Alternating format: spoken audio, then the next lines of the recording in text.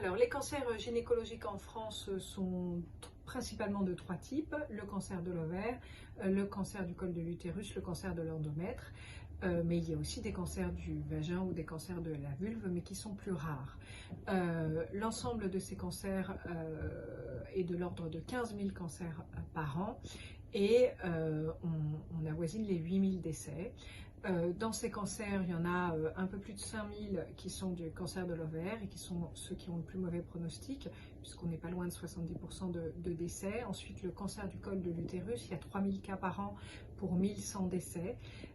Et enfin, le cancer de l'endomètre, où il y a 8000 cas par an, mais le taux de guérison du cancer de l'endomètre est proche de 90%. Le cancer de l'endomètre est le quatrième cancer féminin.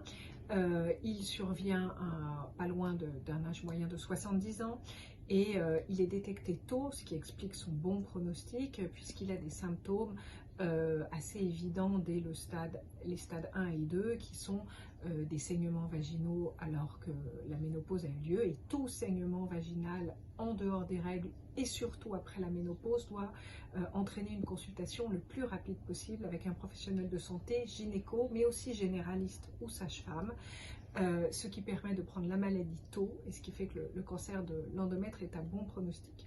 Le cancer de l'ovaire, lui, est un cancer silencieux, il est beaucoup plus difficile à détecter et on le détecte souvent en stade 3 ou 4. C'est pour ça que le pronostic est mauvais. Si on arrivait à le détecter plus tôt, peut-être en écoutant plus les symptômes qu'on peut avoir, qui sont des symptômes de ballonnement, de troubles urinaires, de constipation, que l'on peut connaître tout au long de sa vie, mais quand c'est différent et que ça perdure plus de 3 semaines, pareil, il faut consulter pour essayer de prendre la maladie plus tôt. Si on prenait le cancer de l'ovaire plus tôt, le taux de guérison serait plus important. Et enfin, le cancer du col.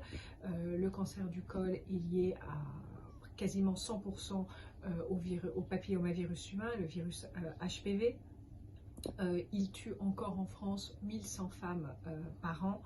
La prévention existe, c'est la vaccination entre 11 et 15 ans par 2 injections des filles et des garçons, qui permettraient d'éviter dans cette tranche d'âge la survenue de ces cancers liés au virus HPV, et le dépistage. Dorénavant, le dépistage organisé, c'est un frottis à 25 ans au cours de la consultation gratuite proposée aux jeunes filles, un autre à 26 ans pour vérifier la présence du papillomavirus ou non.